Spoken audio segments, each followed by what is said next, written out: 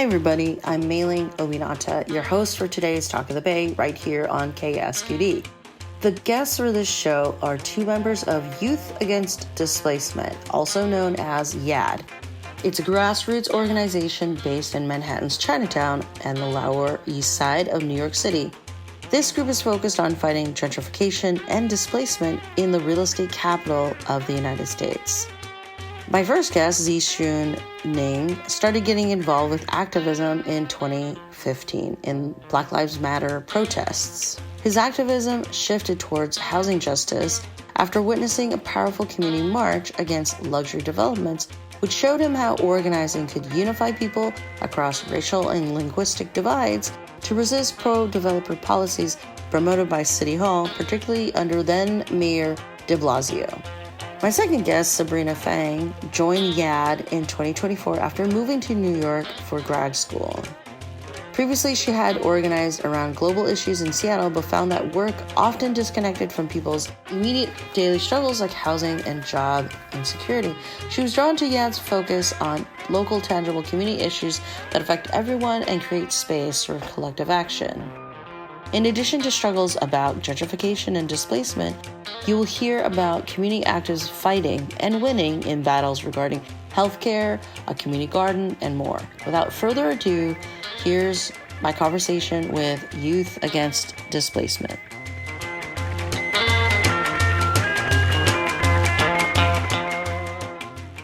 I guess both of you can kind of set the scene as to what area of New York City are you talking about when you're engaged in your battles? Like, what is that neighborhood like?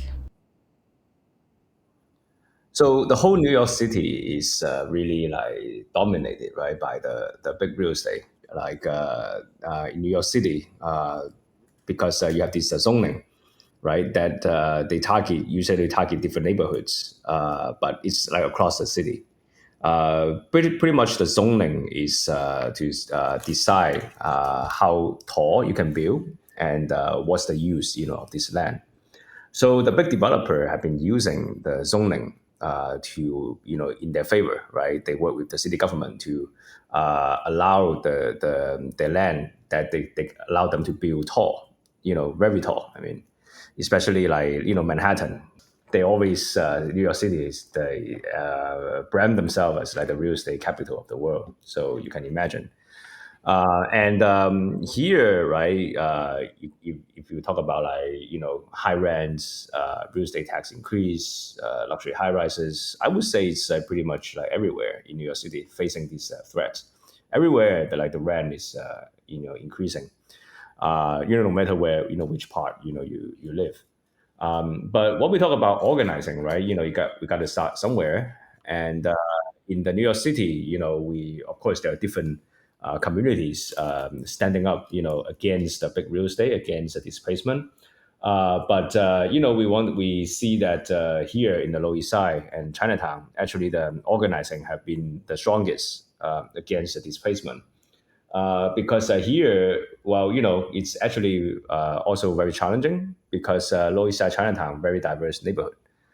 Like I said earlier, you have all kinds of identities, here. And usually the city government trying to divide the communities because they would say, oh, Chinatown, the core of Chinatown, mainly Chinese, should be separate from the blacks and Latinos in the Lower East Side. And then you have the majority white middle class of East Village, Soho, and NoHo. They have different interests. So that's what the city is trying to do. So when they do the zoning, right, they will try to pit one neighborhood against the other. They will try to say, oh, I'm going to protect the East Village, but excluding Chinatown and the Lower East Side from the same protection against luxury high rise. And they would try to also rezone the Soho and NoHo, saying that white people, you should allow the developers to come in to build a little bit of affordable housing. And then Chinatown, the Lower East Side, like I said earlier, we fought for years, right, for this Chinatown Working Group plan. Basically, it's fighting for the same protection as the East Village to say that we should have the high cap on any new development. I want to jump in here and just highlight this or kind of bring attention to this height issue. And you mentioned it kind of at the top of the hour. You were saying that the zoning and the height, that is a huge source of tension. And you're contrasting that with the prospect of affordable housing. So there's a narrative out there that you have to let developments happen because that's going to help with affordable housing. Why would you be against the prospect of affordable housing and zoning? Does it not accomplish that goal? I think the key difference here is how people are defining affordability. A lot of like the Yes in My Backyard movement is kind of based on the fact that no matter what housing is built, as long as there's enough of it, it'll be affordable. But I think like through lived experience, many people can tell you that this just isn't true. Luxury towers, which are usually market rates, and they're luxury, so it's extremely expensive to live in and then build. They tend to also destroy existing affordable housing. Like they'll take older affordable housing and knock it down in order to put these new luxury towers in. And even when they say that they will have like affordability requirements, let's say they'll have like 30% of their units be for low income, it's usually not low income for the actual part of the city that's being built. Like, in New York, we have this thing where low like affordable housing is like for like if you make like 100K a year, which obviously is not realistic. Most people don't like, that's not the low income bar for most folks in New York, right? So it's not affordable for anyone, and it's also like not permanently affordable. So let's say after 30 years, this affordable housing just becomes market rate. So everyone gets kicked out. So the real goal here should be to build 100% affordable housing, truly affordable housing that like is affordable for low income people in the community, and it has to be permanently affordable so it never becomes market rate. And the YIMBY narrative is basically saying that that isn't possible, and that developers will always get their way. We should settle for crumbs, and we should allow them to pit us against each other and argue. Arguing about what kind level of affordability is pointless, when we've seen here in Chinatown, the Lower East Side, that it is possible to achieve that level of affordability and build units that people here can actually live in and everyone can live in, really. And also, I want to add about the high limit, because usually if the taller you can build, right, the more luxury units you can have.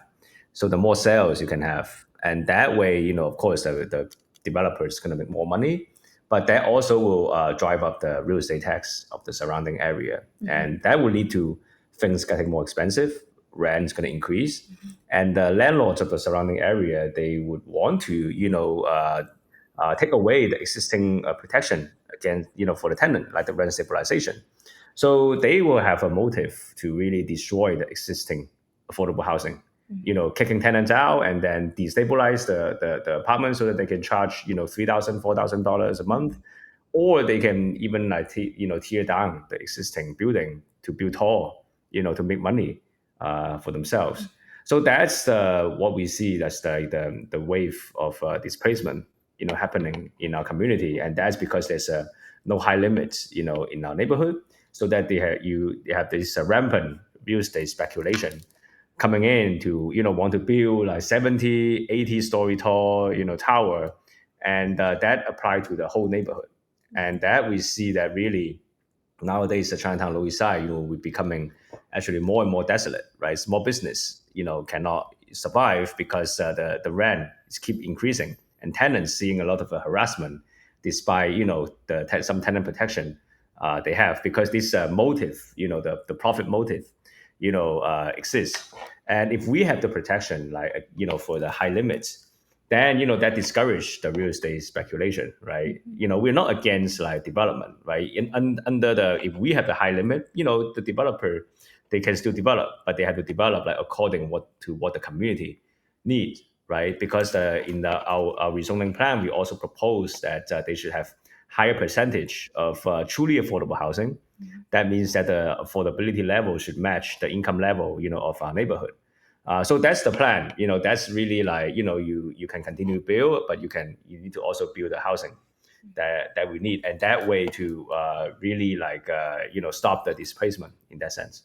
So the picture could be very bleak, right? Because when people think of New York City, they think of skyscrapers and the idea of a community organizing to fight height limits and zoning and development. That sounds pretty daunting. So what are the tools at your disposal? I'd love to hear battles you've won and how you won them. I know that some of the energy came out of labor or worker organizing. So maybe that would be one point to explore. I can start. So basically, like you said, right? This people are not, strange, to how this the big real estate destroying our community. But the problem is, like I touched on a little earlier, that the city and the big developer, very they divide people. They want to say, Chinatown is just for Chinatown, Lower East Side just for Lower East Side, East Village just for East Village. You guys have different interests. And to let that kind of thinking dominate for quite a long time, because before this current council member, the previous council member, her name was Margaret Chin. She's like a first Chinese woman council member in New York City and representing Chinatown and the whole downtown area for 12 years. And under her time, things actually got much worse because she, keep approving, towers like the Excel Tower I mentioned earlier, and she worked with this big landlord, Jonathan Chu, to upzone his properties in the Soho NoHo rezoning. And she also, support the new jail to be built in the middle of Chinatown. And during her time, actually, a lot of small business shut down, and the like East Broadway, for example, now become very quiet. It used to be like the most prosperous area in Chinatown. A lot of the Fujonis, over there, and we've seen like a lot of the tenant evictions, during her time.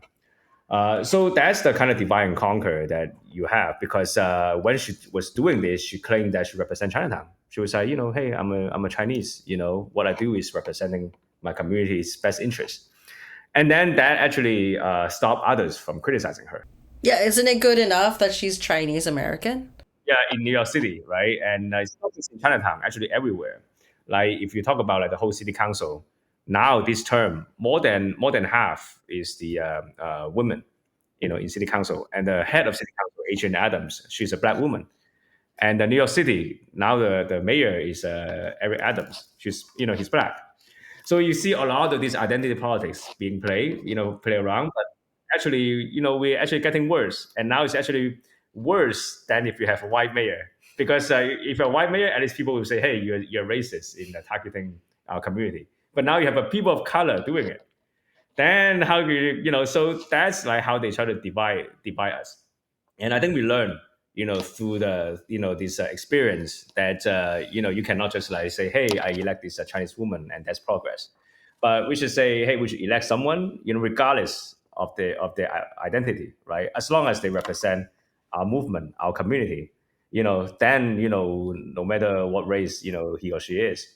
So that's why now, we have, because of our movement, right, to really unite people around this platform, to protect our community from the big real estate, that Lower Manhattan, right, we're able to elect Chris Marte, who is Afro-Latino, to be our council member. Actually, people across communities, whether you're in the white community or people of color community, he got overwhelming, support, including the Chinese. Many Chinese, he won Chinatown every time.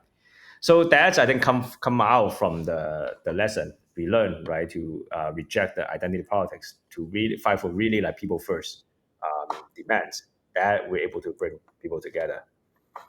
Yeah. And I feel like, I mean, talking about like the direct outcomes of what it literally means to have a council member and that you've pushed to align with working people's interests is like we have been able to, even within the last year, achieve so many wins. Like Eric Adams initially was pushing this plan to make city retirees, to take them off of like city Medicare and push them to Medicare Advantage, which is like a privatized, much worse version of their existing like Medicare plan, right? And this was like, it's horrific because they've literally worked for the city their entire lives and dedicated so much to, taking care of New York City. And then as soon as they need that kind of healthcare protection the most, when they're old and they're more vulnerable, they're stripping it away.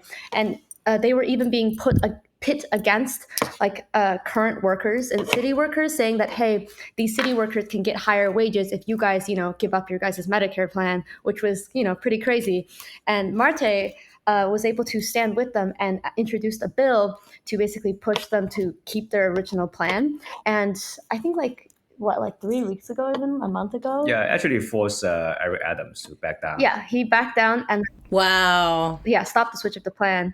Another big fight in the Lower East Side was, well, I guess Nolita is related to this community garden called Elizabeth Street Garden that's kind of been like, it's been scheduled for demolition for a really long time because originally the public land that it was built on was supposed to be allocated for like affordable housing for gay seniors, and it was supposed to be like around 126 units or something, but it wouldn't have been permanently affordable because after 30 years, once it was built and it was there for 30 years, they would have turned it into market rate. So essentially the goal was to move in gay seniors, wait for a whole round of them to pass away, and then immediately turn the units into market rate. And Marte, through the pressure of the community and everyone coming together to save this garden, even though it's in like a traditionally like more affluent area of District 1, people from all across the district were coming out to show their support for this garden that a lot of them grew up with and were able to go into, and can enjoy now that even if they're new people that have come to live in the city, they were able to pressure Mayor Eric Adams and through the back end with Marte too to save the garden and also secure 600 new permanently affordable housing units, 300 or so of which are going to be built on like a nearby lot. And it's permanently affordable and like affordable for the actual low income in this area, which is like a huge win and on both fronts of like affordable housing and green space, because they shouldn't be pit against each other. We really need both in Chinatown and the Lower East Side. And it's like 5 times more affordable housing than was what was originally promised, which I think really exposes like, the Yes in My Backyard movement that was like really pro getting rid of the garden, and how they really are just backed by big real estate that wants to get this market rate housing to generate more profit, as opposed to recognizing that there is room for both truly affordable housing and green space and to actually improve the quality of life of our whole community. So not that you have to give away all your secrets, but how, when we think of Eric Adams or when we think about the stakeholders involved in New York City real estate politics, I can't help but think it's like a really David and Goliath situation. How was the community able to apply such pressure? What is it? Emails, letters showing up? Like, what does that look like, and how'd you do it? Well, I think the short answer is that we will do all that, but we don't rely on them or any one of the tactics because, of course, the system is working against us, right? The city can just violate its own law to approve those towers, and they will allow you to go to this hearing, hours and hours of hearing. You can voice your opposition, and they're going to approve those luxury towers anyway. And then you try to like sue the city, right? And then you probably will win in the lower court, and then the higher court they reject you. So we did all that, right? And then we also did petitions. Over 10,000 people signed the petition to say they should stop the towers and pass the community-led rezoning plan. And of course, they can just try to ignore you. So we did all that. But I think in the process, right, we are able to show the people that you shouldn't have illusions of this of the government that side with the big real estate. And 2 is that we use the petitions and all these tactics to bring people together, right, across the identities across neighborhoods, because they give us the opportunity, right, to reach out to them and build the alliance, and also to let us see very clearly, what we have in common and what we are up against together.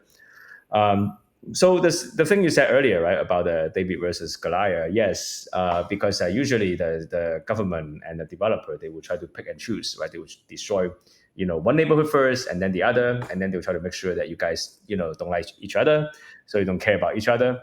But we use the different tactics to actually trying to bring people together. And I think that's the most important part, of the organizing, right? To try to let us see through our division and really, to see that we're actually on the same boat. Whether you're, high income, lower income, you live here, for years, or you just move in, or you probably just care about the community, but you don't live here, or you live here before, but now you get kicked out, being displaced to somewhere else. All of that, right?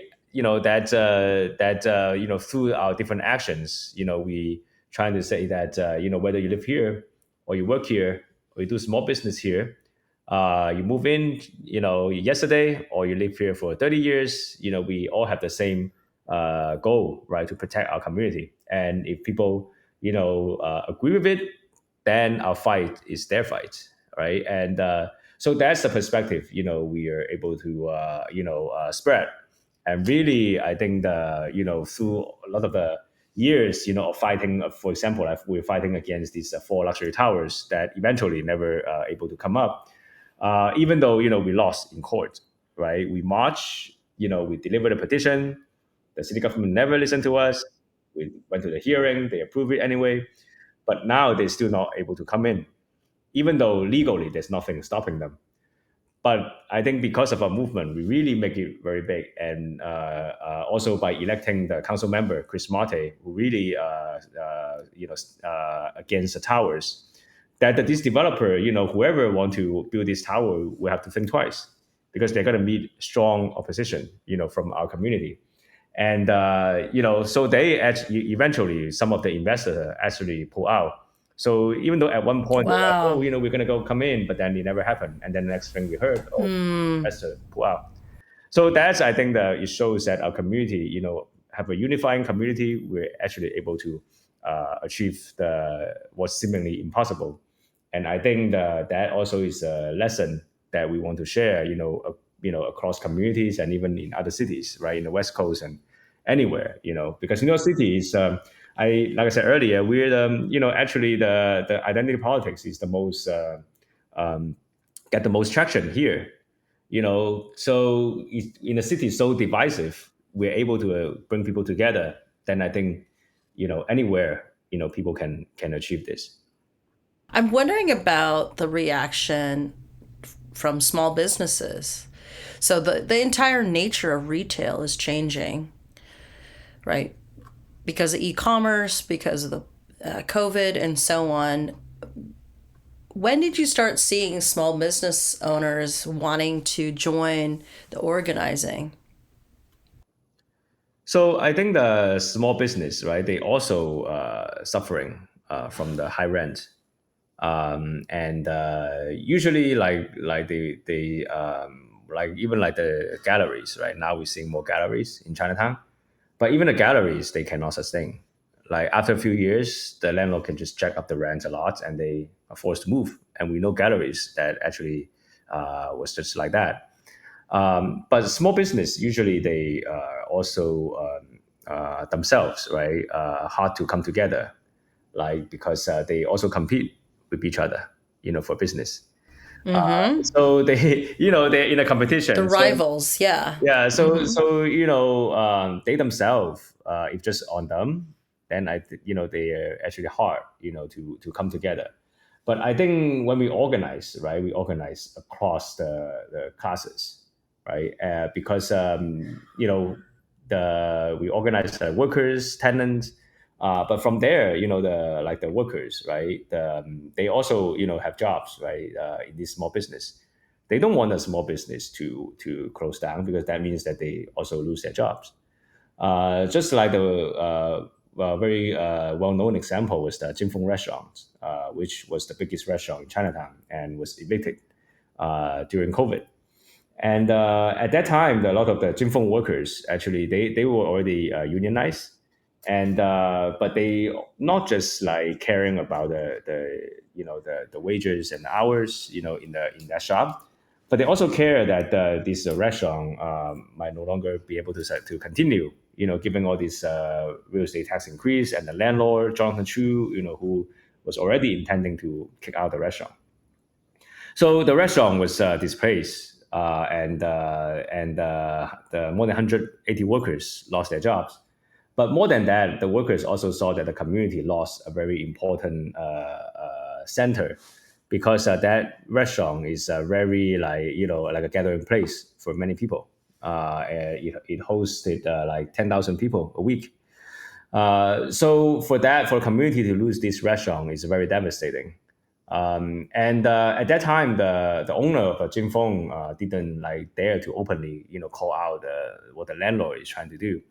But the workers have no problem, to call out, for displacing this important place. So the workers actually, because they already have been organizing with the community, right, to stop the displacement, that they are able to started a picket line in front of this big landlord, Jonathan Chu's business, because besides owning the land, he also is the head of this Museum of Chinese in America, and he owns banks, he owns hotels, many different things. So the workers, little philanthropy with the real estate. Okay. Yeah, he's the biggest landlord in Chinatown, by the way. And so the workers and the community started a picket line in front of the Museum of Chinese in America to call out, he's selling out and destroying our community. And that picket line had been maintained for more than 4 years. We call for the Jonathan Chu to reopen the big Jin Feng restaurant. And also this Jonathan Chu, sitting on the board of this museum, also supporting the new jail to be built. They accept the $35 million, from the city government. And then since then, they, vocally supporting the jail, telling people that, there's no use fighting back. So you might as well just take some money. And for more than 4 years, we say that this museum should give back the $35 million to help the small business and the workers most affected by the pandemic. So that way, we unite, with the small business in Chinatown, and whether, it's a mom and pop stores for a long time, or, just a new small business, coming in, they want to do small business here because, here relatively we're still able to, have cheaper rents, but, also it's not anymore because it's with this drastic, rent increase. So, that's, I think, to answer your question. Yes, I think the small business, is our allies, and because, we are facing the same, struggle. But usually from what we see is actually the working people, able to provide the leadership and to lead, also unite with the small business to fight against, our common threat. It's interesting to hear you say that the restaurant owners, they were kind of afraid to speak out, but the workers, they're right up there. They're more than happy to engage in confrontation, which is, I think there's an interesting style of politics. There's it's called respectability politics. And sometimes people, they don't want to openly challenge or disagree. Sometimes people think they're going to get their way by negotiating or compromising or making friends. And that is a style of politics versus being very direct about actual confrontation and saying, these are my terms, right? I want, for example, you were mentioning the 5 times more permanently affordable housing than was originally planned, and the fact that it's permanent, right? Just sort of being very clear on the needs and wants. That's a very different style of engaging in politics. We don't always see that. I feel like something our organizing really excels at doing is that recognizing everyone. A lot of the times, we'll prioritize and want to have different levels of directness in their politics and how they address things. And we really use that to our advantage because we manage to push issues on every level, from a grassroots level where we're out there on the streets protesting, flyering, marching. But then we also, for example, have a council member who's able to approach other politicians from that angle and also talk about the same issues from their own level in a lot of way, with a lot more of that respectability politics I think you're trying to talk about within their relationship. And because the pressure is from so many levels, it really forces people to move on those issues. I think a great example of this is like around May Day, Youth Against Displacement, along with a lot of other orgs, came together to launch the People First platform, which is based on these three demands. Which the first one is to end the 24-hour workday for home attendants. The second one was to basically stop, get healthcare for all, and primarily to stop the privatization of the city retirees' healthcare, which I've just told you we already won. And then the third one was to stop displacement, specifically against a citywide upzoning that was planned by Mayor Eric Adams. And of course, we weren't able to like achieve those demands right away on May Day when we had like a march and a protest for it. But the long-term impacts of that is like we were able to build a huge coalition of people from even the most radical groups to your, average Democratic club to support these demands. And these people all have different levels of like politics and directness that they're willing to engage in. And because we all came together and we all agreed on and pushed these issues within both the city council and mayoral races, like the city council member, the mayoral candidate who was a former city council speaker, Adrienne Adams, she only got 6% of the vote. And 4%. 4%. I'm so sorry. Wow. 4% of the vote. And she's like one of the only mayoral candidates that was unwilling to end the 24-hour workday. Almost all the other ones asked during forums would be like, yeah, I support ending the 24-hour workday. Like over years, that's the kind of pressure we've put on. It's like a citywide issue that people on all levels can like agree on and feel pushed to support. You know what I mean? And then on a local level, right, we have Christopher Marte, who's sponsoring the No More 24 bill. So definitely on like a politician level helping lead the movement. And then we have like an opponent like Jess Coleman, who was literally endorsed by the primary sweatshop boss that's maintaining these 24-hour workdays. And like what, he got a total of 15%? 16% of the vote. And it really showcases how like when we work together on those many levels and put pressure on those issues, like the results are really obvious even in like an election like this. Which I think is really, really cool. Yeah, I want to add that these home care workers, majority of them are immigrant women of color. And I think that's why, you probably people would ask, oh, how come this can happen? Because outside New York City, the usually the 24-hour care is done by split shifts, like 12-hour shifts, by one home care worker during the day and then another one during the night. Only in New York City, I think, where you see this government, actually sanction sweatshop and its violence, because a lot of the home care worker, their health get destroyed, their family, got the family relations was ruined because they cannot see their family, their kids, they cannot see their kids growing up. So that happened, right? On top of also being, massive wage theft, right? Their wages being stolen for every day. 11 hours of wages are being stolen. And the Chinese American Planning Council, which Sabrina mentioned earlier, they stole at least $90 million of wages from workers. And now they even become the developer, right? They build actually using their stolen wages to build this luxury high-rise in the Lower East Side. So people see pretty clearly the connection, right, between like the sweatshop and also the displacement. So this time there's the CPC, the Chinese American Planning Council. I mean, in past elections too, to try to support candidates, right? They also try to have this political influence, supporting these pro sweatshop, pro real estate candidates. But each time they lost badly. This time they support Jess Coleman, right? That Sabrina mentioned, and he ended up only got 16% of the vote. So that shows that sweatshop, sweatshop boss is very unpopular. Big real estate is very unpopular, in our neighborhood. Is there like a process of people recognizing sort of, right, going like sort of deprogramming them so that they can come to that realization? Because it's not always obvious to people at first. Yeah. I think it requires some struggle, but I think in our experience, actually, people were talking about racism a lot, right? Like especially like Chinatown, people talk about racism. But usually in the mainstream, the narrative is usually like, oh, you got hit in the street by a person of another color, of another identity.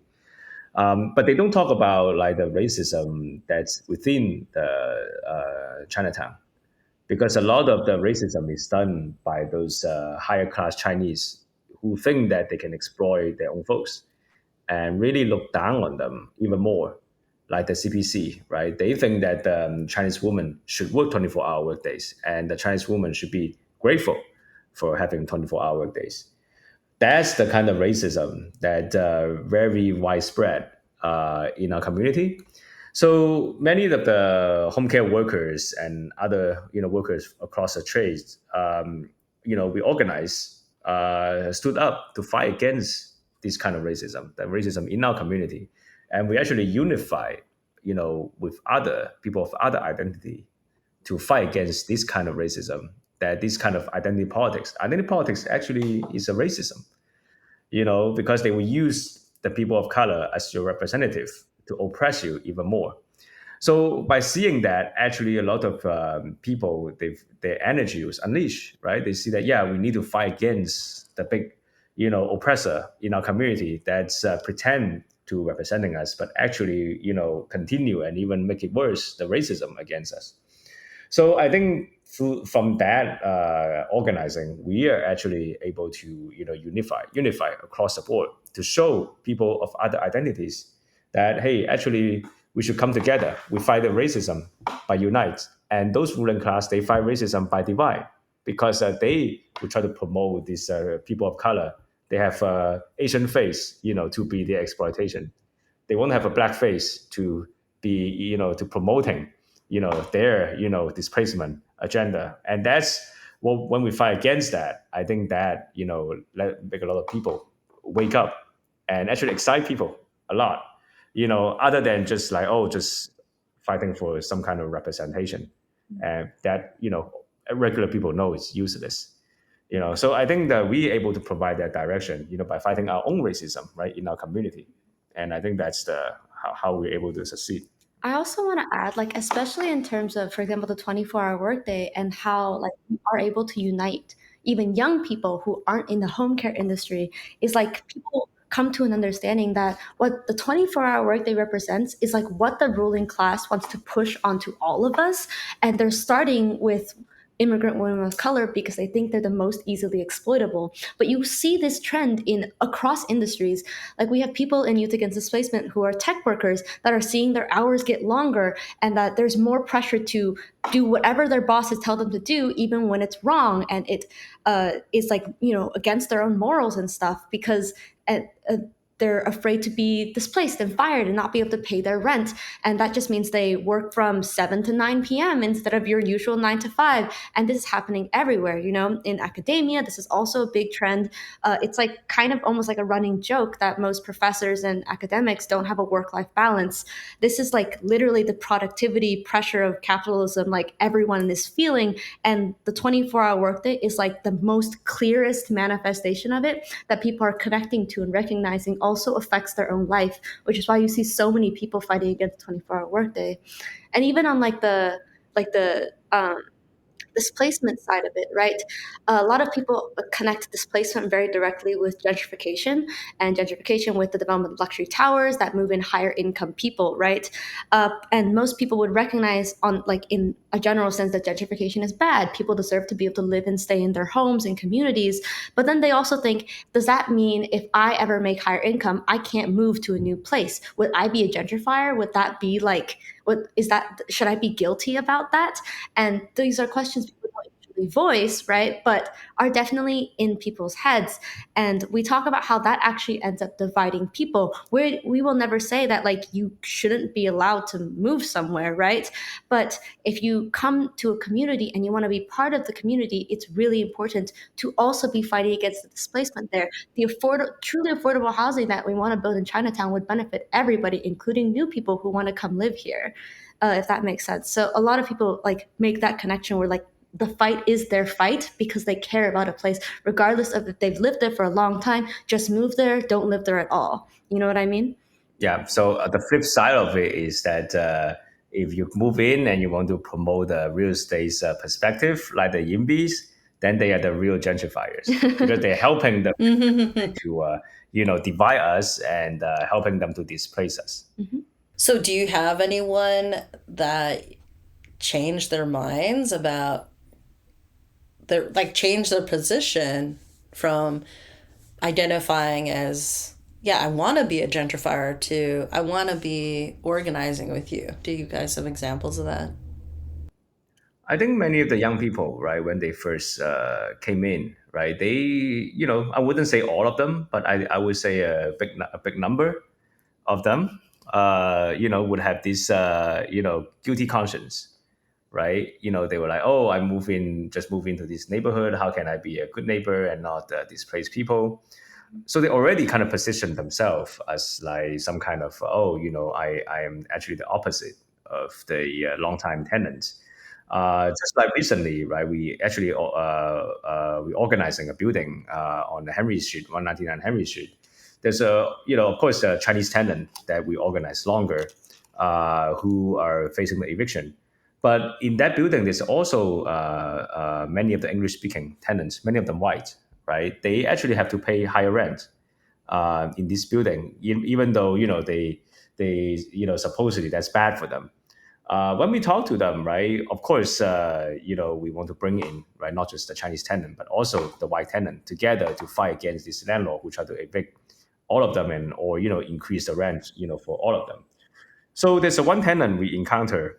She was like, "Oh, I know I actually have to pay higher rent, than the Chinese tenant, but I see this as my way of helping this Chinese tenant because I thought that the more rent I pay actually help cover for this Chinese tenant." So we were like, "Well, that's ridiculous because the tenant the rent's going to the tenant's pocket. It's not like you're helping the Chinese tenant pay rent." you know so I think in the organizing we actually able to bring together the white tenants in that building too, who sees that actually they have facing the same enemy because the more rent they're paying, actually that's the rent, that's the money that's being robbed by this landlord, because they are also to just pay the lower rent, like the long-term tenant there. Are they just paying more because they're more recent? They just moved into the building and the market rate is higher at that point. Oh yeah, thank you for asking that because I want to clarify that because the building where we organize it's supposed to be rent stabilized. Oh, That okay. means that cannot just increase the rent. The landlord cannot just increase the rent. At will. He had to follow this guideline, right? To cannot just drastically increase it. But in New York City, like I said earlier, because of the big real estate, right, trying to increase this real estate tax, a lot of the landlords trying to destabilize these buildings. So, gradually they will try to maybe like unit by unit, they try to destabilize it, even though, legally that this building should be rent stabilized. So you have the long-time Chinese tenant there. They have been having this rent stabilized lease. That means that they pay a little lower rent. But for the new tenant, the landlord probably just lie to them and say that, hey, your unit Oh, is rent stabilized, so I just give you a non-stabilized lease. And then when we organize, we found out that that's actually what many landlords are doing nowadays. They can just submit a record to the government saying that, hey, this unit no longer rent stabilized, and the government just trust them. what? You mean people would lie about money? That never happens. Well, that's the reality, right? When we do the organizing, that's what we see. And the landlord, of course, they don't want the Chinese tenant to talk to the white tenant because they don't want them to find out, right? Actually, they're being lied to, right? And they're being charged a lot more than they're supposed to pay. You know, so that's what happened. In I think in many buildings in Chinatown and across New York City, you have so if we don't try to bring people together, across the identities, then we are easily isolated, and of course then they will continue to see each other as the enemy and not the big real estate or the landlord that charge them more as their common enemy. Wow, that one color is green. The, that's the color to be worried about, the green dollars. So if there's anything I haven't asked you yet, and I feel like I could just ask you questions forever, but I know that your time is precious. what would you want to tell people about what it takes to win? I think that New York City, right? Like I said, it's you see the big real estate really like hurting, right? You talk about the rent is so high, it's probably the most across the country, and also massive displacement really happening, while at the same time the government trying to promote how much progress they made by electing all these people of color in office, while carrying out the same kind of agenda to displace people. And if you just look at that, of course, it's very hard, for New York City people to come together against a big real estate. But the fact that in Chinatown Lower East Side, we're able to do that, against all the odds, and overcoming all this division.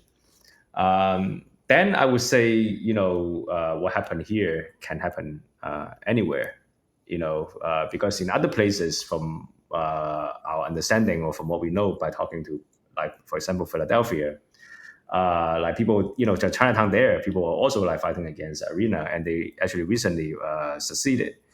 And when we talk to them, they actually find it they're actually very curious. They were like, "Wow, you actually have these people of color sell out, in Chinatown. That never happened in Philly." So we were like, "Wow, actually, New York City was actually the worst." In other places, you don't see that kind of thing, because when they organized against Arena, they were like, "Oh, yeah, people very united. People in Chinatown very united.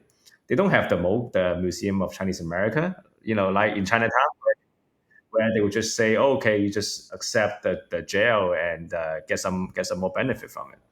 So I think our fight here, if we in even in all these with all these obstacles, we're able to succeed. Then I'm pretty confident that other organizing in other places can also succeed. I guess what I want to add to that is like a lot of this talk about uniting people and seeing across these divisions, it kind of also boils down to raising the consciousness of not just like the masses, like the people you work with, but yourself, like being willing to see past those initial conceptions, the propaganda that big real estate and developers and sweatshop bosses will give you, the use of like identity politics and representation politics to try to control you and divide you. Like you have to be willing to push past those boundaries and think beyond those boundaries in order to unite people. And once you get to that step where you make those connections and unite people, the work becomes so much more like it becomes easier because you have so many people willing to take it up and take ownership of it because they see it as their own fight. And that's like the key to not burning people out and making sure people stay invested in the movement and that it keeps growing, if that makes sense. Going to Sabrina, what you were saying about burnout, having that defense mechanism in place, is that helpful for people? My thought, I guess, on the burnout bit is that like what I was trying to say with like stopping burnout is that I think in a lot of organizing, people get burnt out because they feel like the entire burden of all the people around them is on them, or they like right, like oh, you're the only organizer, and the the fate of everyone's rents is on your shoulder, for example. Oh wow. Or like young people who move into the city and start organizing think of themselves as the gentrifiers, as the reason why like people are getting their rents raised, and then they organize out of guilt, and that also burns people out really quickly. But when you're able to get past that like blocker, that mindset, and you raise the conscience of a lot of people to invest in the movement across identities. So it's not just you, it's your neighbors, it's people who have completely different identities, maybe don't even live in Chinatown. So many people are taking it up that it's not all on you anymore. It's a community. And then you don't feel that kind of pressure and you're able to keep going. And, also breaking through the mindset of like being a gentrifier makes so that you recognize it is your fight because you want that lower rent. You want to be able to have that right to continue living in the city. Then it becomes about you, and then you're ready to like take that on more. That's so interesting to think about how that guilt goes away when you realize, wait, this is my fight. Right, I'm being lied to. I'm paying much more rent because of the context of the building, et cetera, et cetera. Are there any other thoughts that you want to share? Anything I haven't asked you yet that you just want people to know? Well, I think the one important aspect, right, especially talking about the YIMBY, right? I think in California, right, that's where this YIMBY stuff started, and now it's kind of coming to New York. Is that I think that if you just go on the social media or just read the news, you probably will feel depressed because wow, YIMBY control the narrative, right? Every newspaper they just use an NIMBY narrative as a fact. Or if you on X or Instagram, you see wow they're like flooding contents everywhere. Actually, without doing the on the ground organizing, you might feel that wow that's what people are thinking. But if you talk to people in the street, right, starting doing the organizing against the big real estate, you'll find out that what they say actually doesn't really touch people. Oh, In your city, like you see, like these election results, right? We mentioned earlier that when you do the organizing, you see the different results. Like here, the YIMBY candidate they got very few percentage of the votes. So that I think one important lesson is that the online is just an echo chamber for them. I hope that the YIMBY doesn't realize that and stay that way. But okay. that the online is very limited, right? What we do, I mean, of course, we also put stuff online, but I think more importantly for us is to actually, going into the street and talking to people and actually trying to bring people, together that way. So I think that's, the